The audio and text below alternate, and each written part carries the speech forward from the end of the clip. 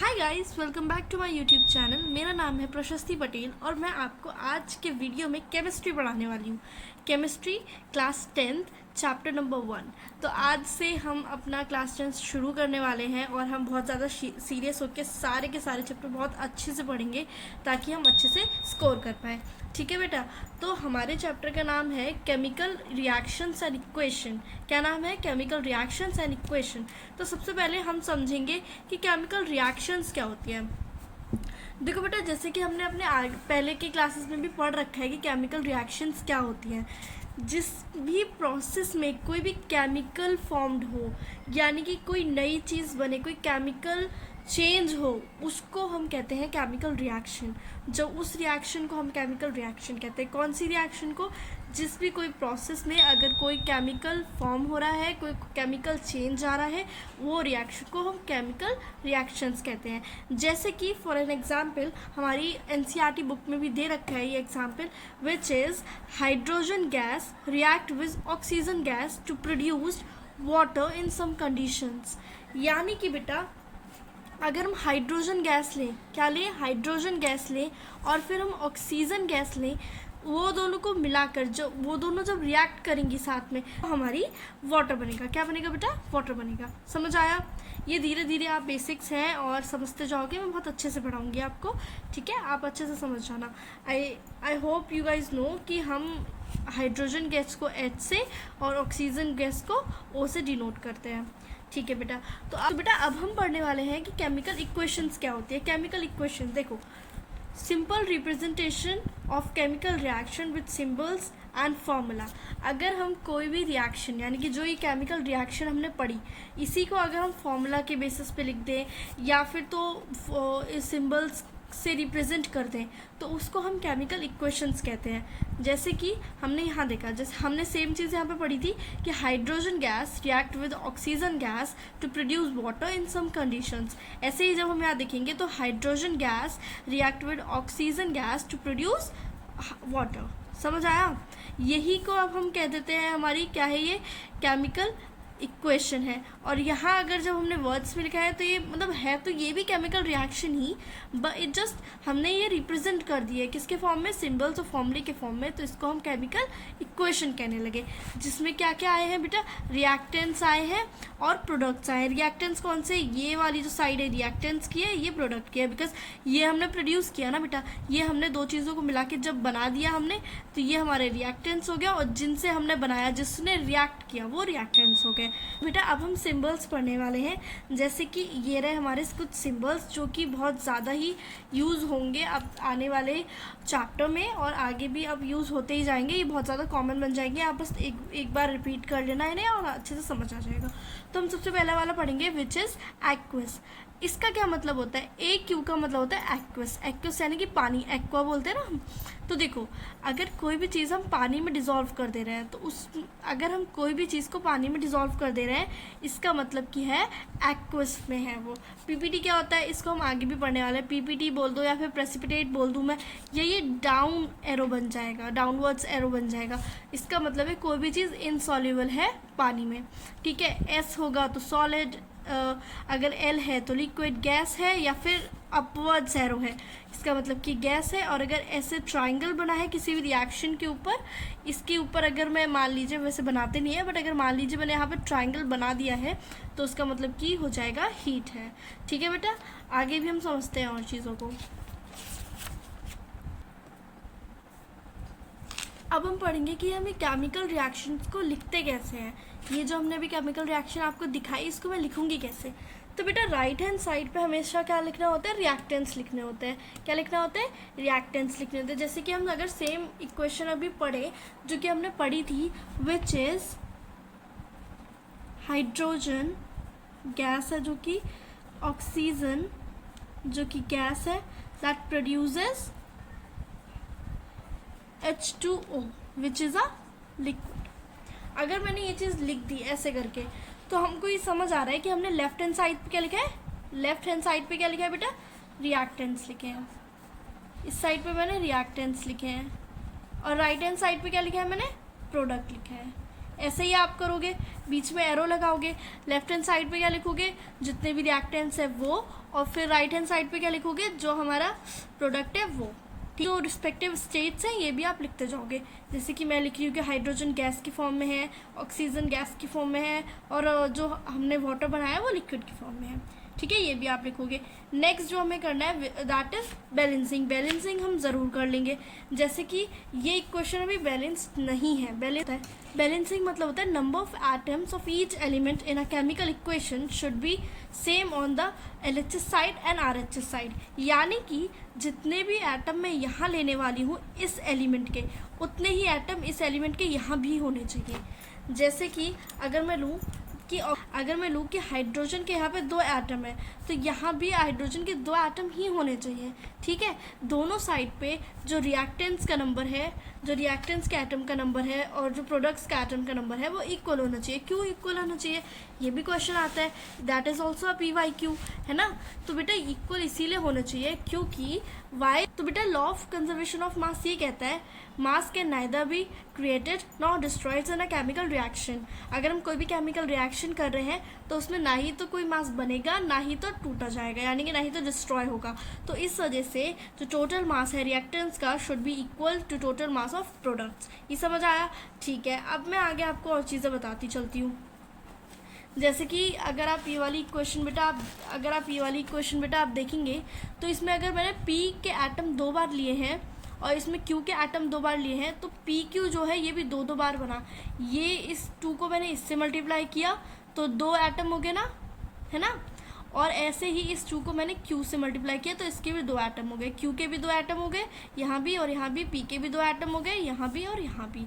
ऐसे ही सेम मैं इसको भी अभी बैलेंस कर दूंगी। जैसे कि मैं आपको बैलेंसिंग भी सिखाती चल रही हूँ साथ में साथ। जैसे कि हाइड्रोजन के इसमें 2 एटम है ना, 2 एटम है हाइड्रोजन के, बट यहाँ पे अगर मैं देखूँ तो यहाँ पे हाइड्रोजन के 4 एटम हो गए। आप देखो 1 1 2, तो देखो ये हम मल्टीप्लाई करते हैं यहाँ पे, तो 2 एटम तो ये हो गए, 2 से 2 ये मल्टीप्लाई करूँगी मैं, कितने 4 एटम हो गए हाइड्रोजन के, और ये वाला 2 यहाँ को भी मल्टीप्लाई होगा तो 2 एटम हो गए ऑक्सीजन के।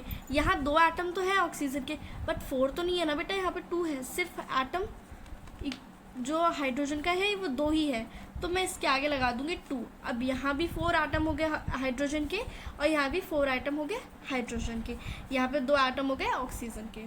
ठीक है बेटा, आई होप आपको ये समझ आया होगा। मैं कुछ और एग्जाम्पल से आपको समझा देती हूँ अभी। बेटा देखो, कुछ एग्जाम्पल देने से पहले मैं आपको समझा देती हूँ कि हमारी बुक में लिख रखा है कि बैलेंस करने का इजी तरीका कौन सा है।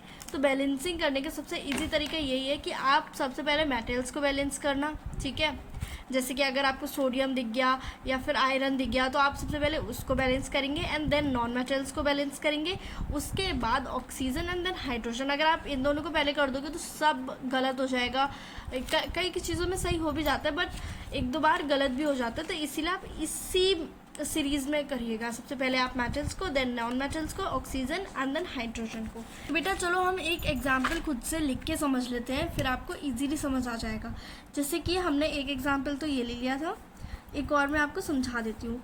मान लीजिए हमने आयरन लिया और हमने H2O लिया, उससे बना हमारा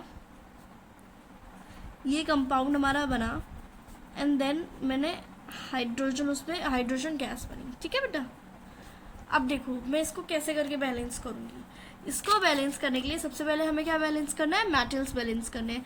मेटल देखिए, ये मेटल है हमारा। अब यहाँ पे 3 है, जो हमारा आयरन है, मैं ऐसे करके रफ में लिख ले रही हूँ। ठीक है, ये आपको एग्जाम में ऐसे करके नहीं लिखना है, अदरवाइज वो नंबर कट जाते हैं। देखिए 3 हमारे आयरन हो गए, यहाँ पे हमारा आयरन 1 की है, तो फिर मैं यहाँ भी 3 लगा दूंगी ना। देखो अब यहाँ भी 3 आयरन, यहाँ भी 3 आयरन। उसके बाद क्या हमें बैलेंस करना होता है, सबसे पहले मेटल्स बैलेंस करने होते हैं। ठीक है, फिर हमें नॉन मेटल्स बैलेंस करने होते हैं, फिर हमें ऑक्सीजन बैलेंस करना होता है एंड देन हाइड्रोजन बैलेंस करना होता है। अब देखो ये मैंने कर दिया, नॉन मेटल यहाँ पे है नहीं, अब मैं ऑक्सीजन बैलेंस करूँगी। ऑक्सीजन बैलेंस करने के लिए यहाँ पे 1 ऑक्सीजन है। ठीक है, यहाँ पे कितनी ऑक्सीजन है, यहाँ पे 4 ऑक्सीजन है, ऑक्सीजन 4 है, तो मैं इसके आगे 4 लगा दूंगी, सिंपल। अब यहाँ पर भी ये मल्टीप्लाई जब होगा तो ये 4 ऑक्सीजन्स हो गए यहाँ पे, है ना। कभी भी मैं यहाँ पे 4 नहीं लगाऊंगी, ये गलत है, यहाँ आगे हमेशा लगाऊंगी, ठीक है। तो यहाँ पे 4 ऑक्सीजन्स हो गए, यहाँ पर भी 4 ऑक्सीजन हो गए, ये भी करेक्ट हो गया, ये भी करेक्ट हो गया, ठीक है। अब मुझे हाइड्रोजन चेक करने हैं, है ना, मैंने ये भी कर दिया, हाइड्रोजन करने हैं मुझे। अब जो हाइड्रोजन इक्वल करूँगी मैं, तो ये मल्टीप्लाई, इसका मल्टीप्लाई होता है, जो इसके यहाँ पे साइड में नीचे है ये, और जो इसके आगे है, दोनों को मल्टीप्लाई करते हैं। तो जो मल्टीप्लाई करूँगी तो हमारे हाइड्रोजन कितने, 8 हाइड्रोजन के आइटम आएंगे, है ना। इस साइड कहता है, इस साइड सिर्फ 2 हाइड्रोजन है, हाइड्रोजन के सिर्फ 2 एटम्स है, तो यहाँ पे मैं 4 लगा दूंगी, है ना। अब हो गया, देखो यहाँ पर भी हमारे 8 हाइड्रोजन के एटम्स हो गए, और यहाँ पर भी 8 हाइड्रोजन के एटम्स है। यहाँ पे 3 आयरन के एटम्स है, यहाँ पर भी 3 आयरन के एटम्स है, यहाँ पे 4 ऑक्सीजन के एटम्स, यहाँ पर भी 4 ऑक्सीजन के एटम्स। आई होप आपको ये समझ आ रहा होगा। ये वाला बेटा एक PYQ भी है, एंड ये वाला आप खुद से करिएगा, मैंने ऑलरेडी कर रखा है, आप आंसर्स यहाँ पे चेक कर लेना, बट एक बार दोबारा से आप खुद से करके देखिएगा, ठीक है बेटा। अब यहाँ पे देखिए characteristics of a chemical reaction. Chemical reactions के क्या कैरेक्टरिस्टिक्स होते हैं।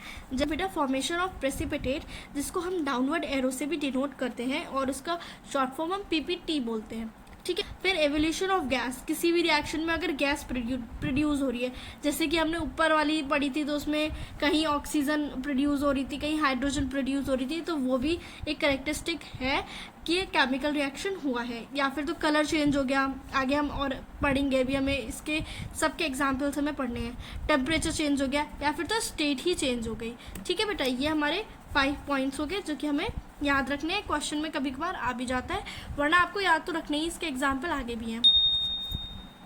तो बेटा अब हम पढ़ेंगे टाइप्स ऑफ केमिकल रिएक्शंस, यानी कि केमिकल रिएक्शंस कितने टाइप्स की होती है। तो पहला टाइप है हमारा कॉम्बिनेशन रिएक्शन, दूसरा है डिकम्पोजिशन रिएक्शन, तीसरा है डिस्प्लेसमेंट रिएक्शन, एंड चौथा है which is double displacement reaction. इसके अलावा भी 2 रिएक्शंस हैं, वो हम आगे ही पढ़ेंगे, ठीक है। कि ये है हमारी NCERT की बुक, एंड इसकी अब हम कर लेते हैं रीडिंग भी, है ना।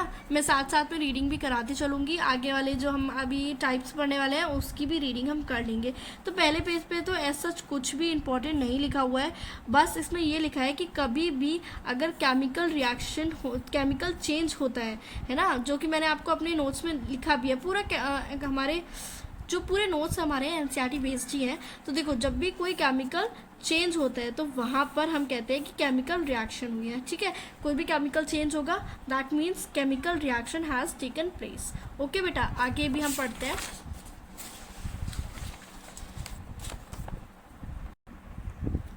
बेटा ये वाला जो एक एग्जाम्पल है हमारे बुक में दे रखा है, ये मैंने आगे वाली वीडियोस में आपके लिए बना रही हूँ, उसमें है, ये मेरे पूरे नोट्स में है, तो आप टेंशन मत लीजिएगा कि ये वाला पार्ट मैं छुड़वा नहीं रही हूँ, आगे है हमारे में, ठीक है।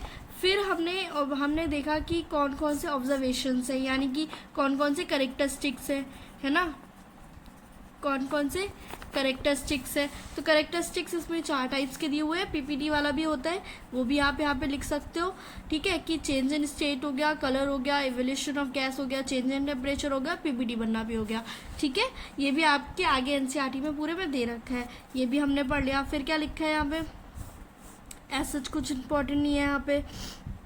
देखो यहाँ पे लिखा है, when a magnesium ribbon is burned in oxygen and it gets covered to magnesium oxide. This description of a chemical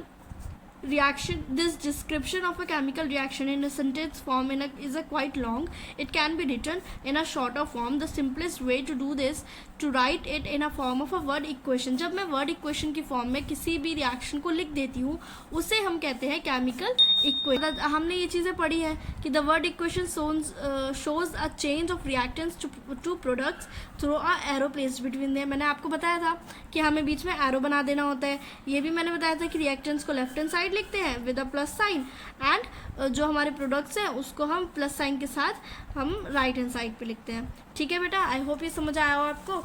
आगे भी हम पढ़ लेते हैं, आगे क्या है हमारा, हम केमिकल इक्वेशंस को लिखते कैसे हैं, इसमें बस इतना सही है। केमिकल इक्वेशंस को हम फॉर्मूले की मदद से लिखते हैं, है ना, जो हमने फॉर्मूले हमारे 9th क्लास में पढ़े थे, उसी के हिसाब से वर्ड्स को हटाकर हम फॉर्मूले जब बना देते हैं तो केमिकल इक्वेशन को लिखना हो जाता है। जैसे कि हमने Mg को मैग्नीशियम ना लिख के Mg लिख दिया, ऑक्सीजन को पूरा ना लिख के हमने O2 लिख दिया, तो ये हमारा हो गया हमारा केमिकल इक्वेशन हो गई हमारी। ठीक है बेटा, अब हम इसको बैलेंस कैसे करते हैं हमें ये पढ़ना है। कैसे करेंगे हम बैलेंस, मैंने आपको बताया था, क्योंकि लॉ ऑफ कंजर्वेशन की मदद से, मतलब लॉ ऑफ कंजर्वेशन है, इस वजह से हमें इसको बैलेंस करना होता है। The total mass of elements present in a products of a chemical reaction has to be equal to the total mass of elements present in reactants। यानी कि जो हमारा reactants का एलिमेंट का मास है और जो प्रोडक्ट्स के एलिमेंट का मास है वो इक्वल होना चाहिए। ठीक है बेटा, क्यों इक्वल होना चाहिए? Because law of conservation of law होता है। हमें यहाँ वॉज अ ट्रिक, पहले किसको सॉल्व करना होता है? मेटल्स को, देन नॉन मेटल्स को, देन ऑक्सीजन को एंड देन हाइड्रोजन को। इसी सीरीज में हमको करना होता है, इजी रहता है। ठीक है, ये भी हम कर लेंगे अगर हमें करना हो। देखो इसमें हमें इन्होंने ये चीज़ बता रखी है कि अगर हमको बैलेंस करना है तो हम सबसे पहले 4 बॉक्स ड्रॉ कर देंगे यहाँ पे, ताकि हमें कन्फ्यूजन ना हो। एंड देन उसके बाद हम ऐसे करके एक टेबल बना लेंगे। बट अगर आपको ऐसे करके बनाना है तब भी आप बना सकते हो, मैंने भी आपको इसी तरीके से समझाया था। ये जस्ट मैंने आपको टेबल बना के नहीं समझाया था, मैंने रफ वर्क कर दिया था।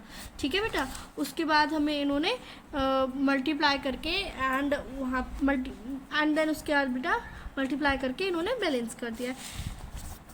एंड एट द लास्ट बेटा आपको बहुत ज़्यादा इंपॉर्टेंट स्टेप नहीं भूलना है, विच इज़ आप उसके फिजिकल स्टेट ज़रूर लिखोगे। कौन सा सॉलिड है, कौन सा गैस है, कौन सा सॉलिड है, लिक्विड है, गैस है, एनीथिंग, वो आपको ज़रूर लिखना है। हमारे टाइप्स ऑफ रिएक्शंस जिसको हम नेक्स्ट वीडियो में कवर करेंगे। एंड ये जो क्वेश्चन है इसको भी मैं आपको नेक्स्ट वीडियो में ही कवर कराने वाली हूँ। Please subscribe to the channel and hit the like button. Comment कर देना कि मैंने कैसा